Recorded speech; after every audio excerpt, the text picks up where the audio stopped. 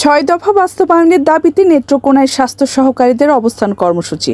বিস্তারিত দেখুন নেত্রকোনা প্রতিনিধি আলামিনের পাঠানো তথ্য ও ভিডিওতে।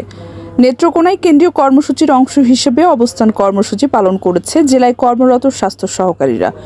বৈরী আবহাওয়া উপেক্ষা করে আজ মঙ্গলবার সকাল ৮টা থেকে শুরু হয়ে বেলা ১১টা পর্যন্ত জেলা সিভিল সার্জন কার্যালয়ের সামনে বাংলাদেশ হেলথ অ্যাসিস্ট্যান্ট অ্যাসোসিয়েশনের ব্যানারে এই কর্মসূচি পালিত হয়।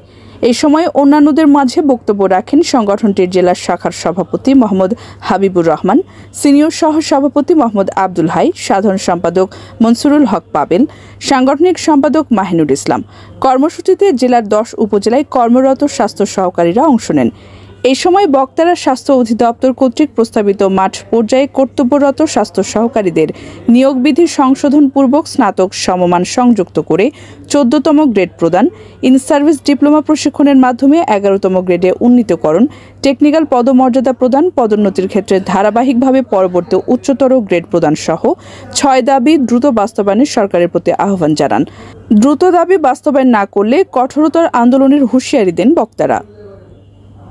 প্রতিদিনের সত্য খবর জানতে বাংলাদেশ সমাচারের সঙ্গেই থাকুন।